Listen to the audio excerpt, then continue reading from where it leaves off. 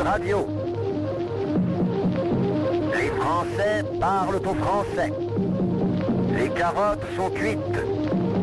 Les carottes sont cuites. Sud Radio Berkov dans tous ses états. Et nous avons parlé de Mayotte, bien sûr, où le président Emmanuel Macron est arrivé. Nous allons parler de Mayotte, nous allons parler de Mayotte au fond, et pas seulement du cyclone qui évidemment a ravagé et qui a ajouté déjà à ce qui se passe à Mayotte et qui n'est pas mince. À tout de suite.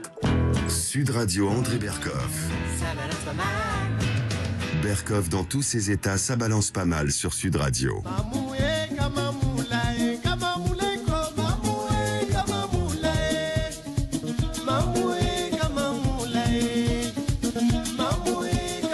L'heure n'est pas vraiment à la danse et au chant. L'heure est non seulement évidemment d'abord aux soins, l'heure est au ravitaillement, l'heure est au secours, le plus vite, le plus urgemment, le plus abondamment possible. Mais l'heure est aussi au bilan et l'heure est aussi à expliquer au fond pour un certain nombre de Français qui savent où est Mayotte, mais qui ne connaissent pas assez la situation de Mayotte. Et nous sommes... Bonjour Anne Perceau. Bonjour. Bonjour, vous êtes rédactrice en chef du journal de Mayotte, qui est un journal en ligne, mais qui est très très très bien fait, que j'ai regardé, que nous avons regardé, vraiment très très bien fait, bonne d'informations, de photos et justement, je voulais être avec vous parce que on parle de Mayotte justement là quand il y a ce cyclone terrifiant, quand il y a tout cela, quand il y a évidemment des problèmes d'insécurité, mais sur le fond, si on avait à faire effectivement un constat sur Mayotte par rapport à l'économie, par rapport à l'immigration, par rapport aux Comores, par rapport à l'éloignement, comment vous feriez un tableau de Mayotte? C'est parce que si quelqu'un peut le faire, c'est vous au journal de Mayotte. Qu'est-ce que vous diriez aujourd'hui? En fait, ce que je dirais, c'est que Mayotte est une population en sureffectif par rapport à tout ce que peuvent offrir les services publics. Ouais. C'est-à-dire que tout est sous-dimensionné. L'hôpital, les soins, tout sont sous-dimensionnés. L'éducation nationale, les établissements scolaires sont parmi les plus gros de France. Donc, il faut bien vous rendre compte que sur un lycée qui est établi, mettons, pour 600 élèves et quand il y en a 1200 ou 1300, ouais. En fait, ça crée des tensions. Bien sûr. Les écoles sont pareil sous-dimensionnées, ce qui fait que les élèves ont cours soit le matin, soit l'après-midi, c'est-à-dire qu'ils sont à mi-temps par rapport à des élèves de métropole. Donc après, on peut reprocher le niveau scolaire, mais voilà l'état des lieux. Oui. Vous voulez dire que tout est surdimensionné. C'est au niveau de la place, au niveau de la... Tout est sous-dimensionné, c'est-à-dire que en fait, il y a beaucoup d'immigration clandestine qui arrive. Excusez-moi Anne Berceau, juste vous demandez pas des chiffres, mais vous diriez par exemple si on avait à comparer, je crois que c'était Éric Ciotti ou Bruno Retailleau qui disait c'est comme s'il y avait 20 millions d'immigrants clandestins en France, pour comparer à Mayotte. Est-ce que ça vous paraît... Oui, en fait, on peut toujours donner des chiffres, mais c'est compliqué de savoir. On sait combien on renvoie de personnes par an, entre 20 et 25 000 par an. Oui. On ne sait pas combien il y en rentre. On a coutume de dire que pour un Kwassa qui est repéré, il y en a 4 qui sont arrivés. Donc ça peut vous donner un ordre d'idée peut-être. Bien sûr. Mais en fait, c'est surtout, et j'insiste parce que je l'avais dit, je me souviens, moi ça fait 18 ans que je suis à Mayotte, et j'avais dit à la ministre des Outre-mer, Paul Langevin à l'époque, en lui disant, mais les Mahorais, la population n'a plus accès aux services publics. Elle avait fait un bond, mais ça a laissé augurer de ce qui s'est passé dans les mouvements sociaux, etc. Ouais. Et ce cyclone arrive sur un territoire où tout était sous-dimensionné. Donc la prise en charge et tout ce qui se passe, c'est pareil. Ouais, je veux dire, c'est à l'image de ce qu'était Mayotte. Oui. C'est-à-dire qu'en fait, les effectifs sont nettement c'est un vrai net sous-effectif par rapport à la réalité. Oui. Et dites-moi, complètement, que ce soit les médecins. Oui. Et dites-moi, Anne Perzo, ce mouvement d'immigration clandestine, on sait, et ça fait des décennies que ça existe, personne n'a essayé de l'enrayer, personne n'a pu l'enrayer, ou personne, et où il y en a, ça a été essayé et ça n'a pas abouti. Alors, c'est un vaste sujet parce qu'il y a plusieurs moyens d'endiguer un flot d'immigration clandestine. Il y a d'abord prioritairement d'aider le pays depuis lequel les gens arrivent. Ça n'a jamais été fait concrètement. Ça a toujours été du saupoudrage. On a beau le dire, ça reste du saupoudrage. Il n'y a pas d'aide massive. Et ensuite, il y a les moyens de protection pour empêcher pendant très très longtemps les radars qui sont positionnés sur Mayotte étaient borgnes, c'est-à-dire qu'en fait ils ne couvraient que certains secteurs. D'accord. Les intercepteurs étaient, il y a 4-5 ans, il y avait un ministre de l'Intérieur qui était arrivé, je me souviens plus parce qu'il était il n'est pas resté assez longtemps, mais les intercepteurs qui sont les bateaux qui interceptent les Kwassa, ce sont ces bateaux qui arrivent pas chargés d'une quinzaine, qui viennent des Comores, évidemment. Qui viennent des Comores, qui viennent de l'île d'Anjouan, la plus proche, à 80 km. Et les intercepteurs étaient à moitié dégonflés. Les boudins étaient à moitié dégonflés, ils n'étaient pas en état. Donc en fait, il n'y avait pas vraiment de volonté politique. Alors, Gérald Darmanin avait parlé de rideau de fer maritime. On n'a jamais pu savoir de quoi il s'agissait, quasiment. Enfin, là, le préfet dernièrement nous avait dit qu'il y avait quelque chose qui se mettait en place, mais c'était déjà revoir les radars, etc. Encore une fois, c'est pas pour être contre l'immigration clandestine, c'est qu'en fait on ne peut physiquement pas. C'est ce que j'avais dit à la ministre Paul Langevin. Je lui ai dit mais les Maoris ils sont d'accord pour accueillir parfois leurs cousins, etc. Si tout était dimensionné. Oui, c'est ça, bien sûr. C'est-à-dire que si on a 2 ou 3 hôpitaux, si on multiplie les salles de classe par 10, mais sur un territoire de 374 km², c'est impossible.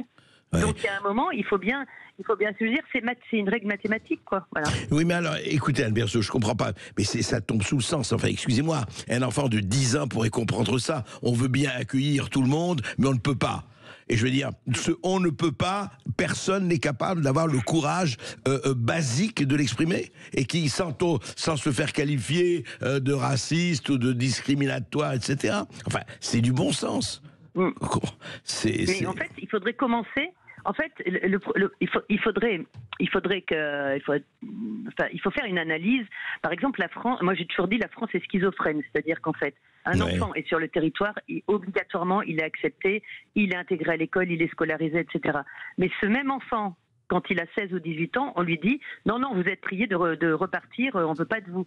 Donc cet enfant, pendant toute sa scolarité, il s'est construit une vie à Mayotte. Il a des amis, il est peut-être même qu'en terminale, parce qu'ici ça se fait très jeune, il a déjà des enfants, etc. Et là, on va lui dire « Non, il faut vous expulser. Il faut arrêter avec cette schizophrénie. Il faut qu'on se mette raccord et être honnête en disant « Voilà, qu'est-ce qu'on peut faire pour être logique avec nous-mêmes, pour accueillir au mieux ?» Voilà. Mais au mieux pour les populations qui sont sur place et au mieux pour les populations qui arrivent. Oui, c'est ça. Mais attendez, est-ce que c'est pas c'est quand même important, c'est pour vous, pour nous sommes tous citoyens, nous sommes tous contributeurs à tout cela. Est-ce que ce n'est pas la quadrature du cercle? Je veux dire que on dit on veut accueillir, mais c'est pas en 5 ans que vous allez construire 10 écoles de plus. Ce n'est pas en 5 ans que vous allez construire 10 hôpitaux de plus. Ou alors, effectivement, il faut l'argent. C'est toujours pareil. C'est-à-dire qu'il y a la réalité et je dirais pas le fantasme, mais les souhaits effectivement que nous pouvons avoir. Et on a toujours cette contradiction, d'ailleurs que ce soit à Mayotte comme en France ou ailleurs. Je veux dire, il faut savoir ce qu'on veut dans la vie, je crois. On a l'impression que nos politiques savent pas. Mais en fait, c'est ce que je vous disais. C'est qu'en fait, on manque de logique. En fait, il y a plein de dogmes contradictoires. Voilà. Donc du coup, on peut pas fonctionner comme ça. On manque d'une logique enfantine. Et donc, au lieu de se dire, ben voilà, mais enfin, moi j'ai toujours écrit que Mayotte devrait servir de laboratoire, mais pour tout. Ouais. Et pour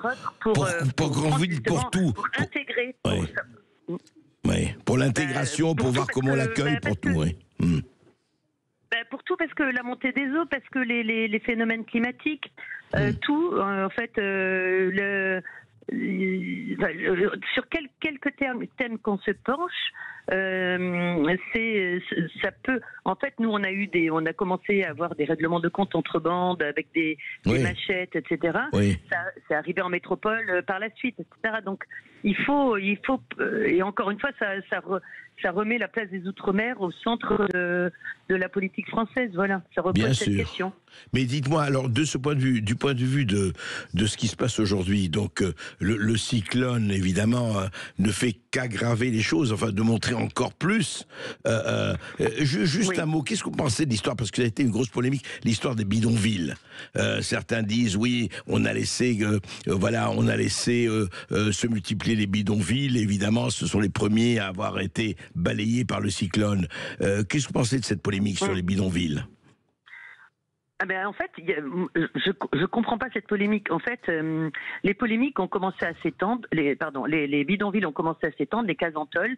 Voilà. Quand ça prend une certaine proportion du territoire, bon, ça marche. Quand ça commence à s'étendre de plus en plus, c'est-à-dire empiéter sur les terrains, sur les cultures, etc., des Mahorais qui étaient sur place, ça a commencé à poser problème. Mais là, je vous parle il y a à peu près 10 ans. Donc les Mahorais, ce qu'ils ont fait, c'est qu'ils ont dit, nous, on décase. Le mot de décasage, ça veut dire une démolition sauvage, hors la loi, en fait. Et donc, ils ont commencé à démolir d'eux-mêmes. Donc, il y en a qui ont été condamnés, etc.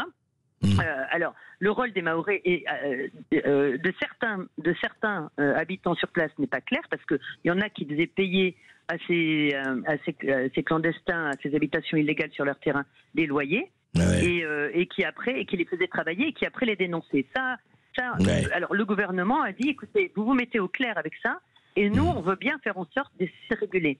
Et on est arrivé, du coup, sur la loi Elan. La loi Elan, qu'est-ce qu'elle dit? Elle dit, elle autorise les préfets à prendre des mesures pour démolir de l'habitat insalubre, avec la garantie de reloger les populations en situation régulière, qui sont statutairement peuvent l'être.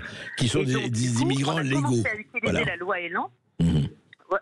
D'immigrants légaux, c'est-à-dire qu'ils étaient illégaux au départ et qu'en fait ils ont obtenu des titres de séjour. Ils ont obtenu des titres de séjour. Et puis de 1 an, donc du coup ils deviennent légaux par la force des choses. Et donc du coup, en fait, avec cette loi Elan, le préfet a commencé à démolir de l'habitat insalubre. La dernière grosse opération, c'était 450 tôles à Mavadjani, dans la commune de Koungou. Et donc, oui, il y a des gens qui ont dit oui, mais alors, ces pauvres gens, qu'est-ce qu'ils vont devenir? Mais là, moi, c'est ce que je disais à vos confrères où j'étais invité sur un plateau, ça se trouve, le préfet leur a sauvé la vie. Oui, en démolissant ainsi les casentols qui ont toutes disparu pendant le cyclone, et ça se trouve, le préfet leur a sauvé la vie. Et donc, là, je pense qu'il y a je ne sais pas comment on peut encore y avoir de polémique. C'est-à-dire que là, il y a des gens qui reconstruisent, à l'heure où je vous parle, leurs casentols à l'endroit où elles étaient. Mais si jamais la saison cyclonique ne fait que commencer, bien sûr, si jamais ça se reproduit, on repart sur une catastrophe. Donc, c'est pour ça qu'en fait, le premier papier que j'ai fait sur le cyclone, et ça a été de dire, il nous faut des bétonnières par centaines. Voilà. Et ne pas faire du bidonville comme ça, et que effectivement ça peut recommencer. Mais ce que vous dites, et merci Anne Perzo, ce que vous dites très bien, c'est que il faut arrêter d'être schizophrène, et puis il faut avoir une vraie volonté politique de savoir qu'est-ce qu'on décide et qu'est-ce qu'on fait.